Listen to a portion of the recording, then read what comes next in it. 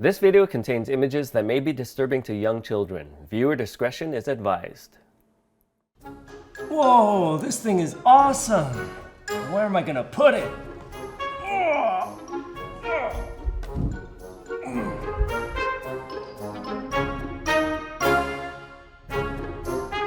Dad, what are you doing? I can't see the TV.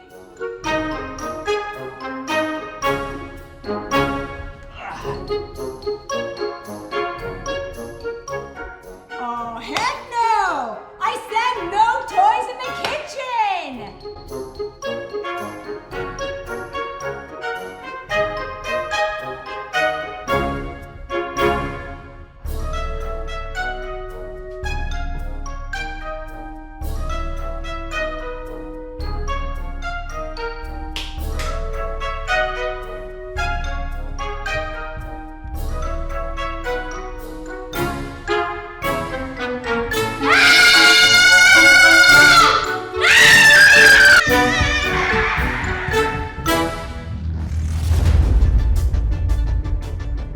Hey guys, it's DT. Welcome back to the channel. So today we have another monstrous unboxing video for you guys. We are taking a look at the Curse of the Spawn! So as you guys can see, we have two big boxes here. This is a super rare custom Spawn statue. In fact, it's so rare I didn't even know about it until earlier this month. So I was watching my friend Mr. X review this piece on his channel and it looked pretty amazing. So last week he sent me a message saying that the creators of this piece had one more production unit left and they were wondering if I wanted to review it on the channel. I was a little hesitant at first because this is a 1/3 scale piece, meaning that it's 1/3 the size he would be in real life, meaning really big and really heavy. I wasn't really sure I had room to display this guy. All of my statues up till now have been 1/4 scale or below, with the exception of some of those giant transformers. But the more and more I looked at the pictures of this thing, the more I wanted it. So I said, yes, let's do it. And they shipped it out, and here it is. So there are actually only 3 of these production units in existence. There's also, I think, a prototype and the original Sculpt. However, the company just launched their pre-order over the weekend, and their exclusive version of this piece sold out in seconds. And they tell me that as of today, they still have a few more of these regular versions. So if you guys like what you see here, you might still be able to get it, if you're quick. So this statue has a lot of drama behind it. We'll get into the details of that a little later. But apparently people got ripped off for hundreds or thousands of dollars. So if you want to hear all the juicy details, make sure to stick around to the end of this video. But that's enough talking for now. Let's get these boxes open. So this is a custom piece. Customs are an unlicensed private commission. It usually means it has a very low edition size. The edition size on this one was 85. They had 35 of the exclusive version, which includes a cape and some other accessories, and 50 of the regular edition. So here we go. Here we have some of the pieces. They are huge. Look at these pieces. Here is the foot. Look at the detail in those bones. And that is just his lower leg. There's also another keyhole right there. Okay, so there's a look at his arm, or part of his arm anyway. This piece comes with 2 different head sculpts, and it's really cool that they include this extra stand, and you can put the extra head that you're not using on the statue on this guy right here and create a little bust display. And then we have another part right here that attaches to the back of this. And here we have part of the base. This is the head of Violator, and he is massive. He's gonna eat the camera. He too is very bony. Look at the little teeth, and he's got the green blood. Okay, we've got one more piece in here, and it looks like it is Spawn's upper torso. And there it is. You can see all the little muscle fibers, all the little bone detail. Okay, and here we are, box number 2. Looks like we've got a Violator horn, or a very big finger. Looks like we have another arm, or a pine cone. See over here we have, how many arms does this guy have? Or porcupine. Oh, I think this is the wing bone. These bones look like real bones. Here we have another leg. Same awesome detail as the first. You could see some of Violator's blood right there. Here it is, slimy wet tongue with green blood on it. Maybe he just had a green popsicle. Got a little bone fragment. Here is a smaller bone fragment. More bone fragments, and this tiny looking skull. It is missing a little piece right here. I'm not sure if it's supposed to be like that or if it broke off. I think the only thing left here is the base. All right, guys, and here it is. It's like a rock base, and it's got little streams of green blood. Looks like we got a little keyhole for 1 foot right there and a giant keyhole right there. I guess that's where Violator's head's gonna go. And underneath the base, we have some more parts. We almost missed the 2 portraits down here. So here we have the open mouth portrait. Love the neon paint on his eyes. Check out all the detail in his teeth. Just detail everywhere you look. Got his spine popping out and back. This one is the masked mouth. He's got this cool bone armor on his face, and same great detail in the rest of his neck and back. Here they are side by side, both great sculpts, but we'll have to try both on and see which one looks better. Look at the fangs on that guy. We've got bones. We've got more bones. More bones. More bones. More bones. More bones. And finally, more bones. There was a section of box 1 on the very bottom that I forgot. We have the other wing bone, some gnarly looking teeth, hands. And these are some cool looking hands. Look at the claws on this guy. Bones on the back side. And here's the other one. All right, guys, time to put this thing together.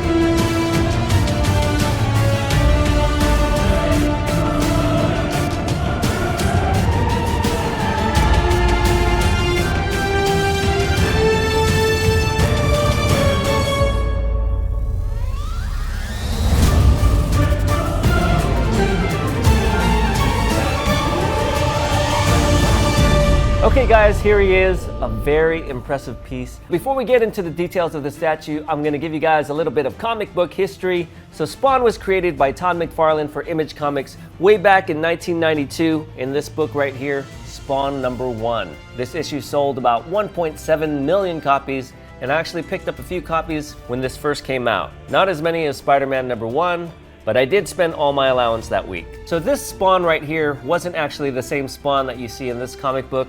He's actually from a spin-off series called Curse of the Spawn, which came out in 1996. It had a 29 issue run, and the first 4 issues featured this guy right here. So the story takes place 400 years after the death of the original Spawn, Al Simmons. And in his human form, his name was Daniel Yanso. He actually lived on the moon because at the time the Earth was pretty much destroyed. He had a very abusive upbringing, and he did a lot of bad things, wound up in jail, and eventually burned up in a spaceship. And because he wasn't such a great guy when he was alive, he got brought to where the bad guys go when they die. And several years later, he came back as a Hellspawn. The rest of the series kind of goes into other characters, but I wish they had concentrated more on this guy. So now that you know a little bit about him, let's go into the details of the statue. This base is pretty amazing, probably one of the best bases I've ever seen, mainly because of this Violator head right here. And the Violator, of course, is probably the most recognizable villain of the Spawn universe. He didn't actually appear in those 4 issues that I mentioned. However, his job is training and mentoring new Hellspawn, and he is immortal, so it isn't unlikely that these two would have met at one point or another. Here, his head has been taken off, but the Violator, if you are familiar with the stories, has died many times and been brought back to life. So having his head separated from his body is nothing new. But the sculpt on his head alone should get a lot of praise. The scaly texture on his skin is awesome, as well as the paint job. Colors on his mouth, his eyes, and his blood really make this piece pop. This could be a very dark piece, but having a lot of bright colors in there kind of balances this piece out nicely. He's got all sorts of teeth pointing every which way. Everything on the inside of his mouth has a really high gloss finish, which gives it this really wet and slimy appearance. You can even see the little veins on the top of his palate. It's really pretty creepy actually. It even looks like the tip of his tongue has been cut off. I love the texture on his eyes. It's not just a smooth eyeball. It's got all these little ridges in there, and the gradation from yellow to dark red to black on the outside looks really nice. I love the neon blood. It's kind of comes streaming out through these little rock crevices and down onto the ground. The horn here looks great. All the little highlights and shadows and little cracks and imperfections really make it look like real bone. We also have these vertebrae pieces which are coming out of the back of his head. We can also see part of his spinal column in there. The rest of the base is this rock structure. It sort of looks like it's actually growing out from the ground. In the comic book, that's how he makes his first appearance. His sister and her son are being chased by the desiccator, and he's about to get him when all of a sudden this guy bursts out of the ground and saves the day. But unfortunately, they don't recognize him. They think he's a monster and they tell him to get lost. So of course, that doesn't make him very happy. I like that the rocks and stalagmites here are not painted all one color. Sometimes on these statues, you have a great main character, but the base is poorly painted. But in this case, there are a lot of different tones, highlights, lowlights, as well as, of course, these cracks and blood. It really brings this base to life. And it is pretty huge as well. So let's get on to Spawn. This guy is looking pretty fierce. First off, let's take a look at his skin, or lack of skin for that matter. This guy looks like he is straight out of a muscle anatomy book.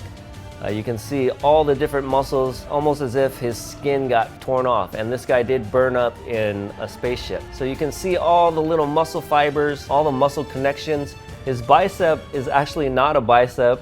It's got like 1, 2, 3, 4, 5 different heads in it.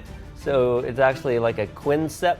And it's got a little red color separating some of the muscles as well. This guy's got like an 8-pack, maybe a 10-pack even. You can even see his little belly button in there. There are a lot of little bone pieces, so it's sort of like a puzzle, and you just have to put the key in there and try and find the right spot. There weren't any instructions, so if you guys see something wrong, let me know.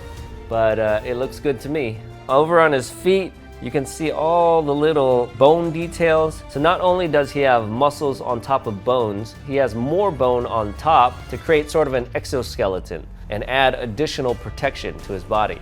He's got all these other bones protruding out of his body in all different directions. Up here, he's got more of that pine cone shape. Sort of matches in well with the base. It looks almost like it's growing out of his leg. He has the same stuff going on with his arms. He's got these huge bone shoulder pads, which got spikes sticking out of them. He's got smaller spikes here on the left side, and these really big claw-looking ones coming out of the right side. Looking on the back, he's got a really cool-looking bone loincloth going on there. I don't know how he sits down without that thing breaking. You can see all the musculature in his back, and then on the outside, it looks like his spine slowly protrudes out of his back and up towards his head on the outside of his body. And attached to his spine, we have these big bone wings. Now, of course, he doesn't have any skin, so he doesn't have any wings. So I'm not sure if those aid him in flying or not, but I think they're there only to give you trouble when you're assembling this, because I almost poked my eye out several times while building this thing. Also on the bones, we can see some of that green neon paint. I think again that helps balance out the piece with color, as it's also noticeable on his fingertips and other places on his body. And it goes well with his bright green eyes. So let's get on to the head sculpts next. We've got 2 head sculpts. First off, we have the one with his mouth open. Inside you can see his tongue. The bone on his head is super detailed. We can see all the little bones that make up his face, as well as some pretty menacing teeth. There is a little seam on his lower jaw where the mandible attaches to the rest of his skull. It kind of gets lost in all the other little lines and details in the sculpt.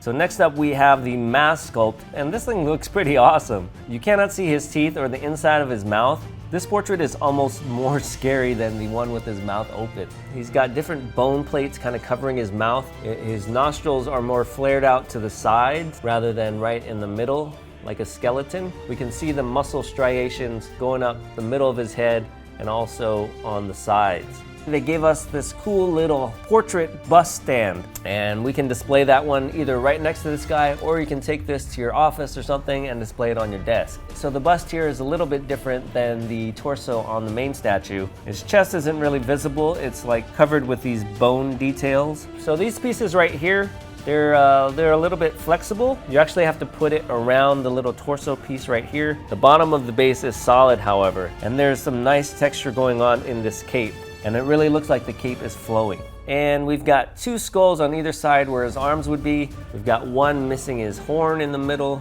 more of those bone growths coming out of his shoulders. Just an awesome accessory piece to have. So at the beginning of the video, I told you that there was some drama behind this piece. And since you guys stuck around, here's the story. So I guess a couple years back, a private commission group put this guy together and was gonna make it available to the public.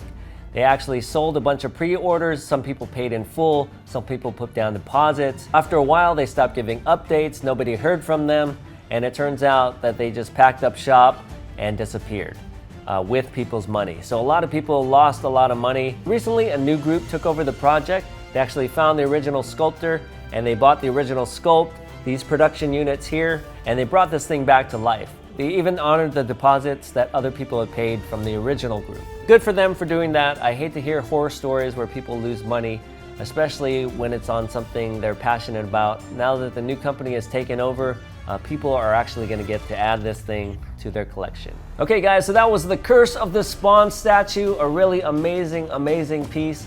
Remember, they still have a few available. If you want to get your hands on them, head over to Facebook and try and search this guy up. I want to give a shout out to my friend Mr. X from the Extreme channel and also Gem Mint from Gem Mint Collectibles. And if you're over 14, make sure to check out their channels. And if you're not, well, I warned you. And also subscribe to my new channel, DT's Geek Show, for more collectibles content. Thanks for watching, and we'll see you guys next time. Bye-bye.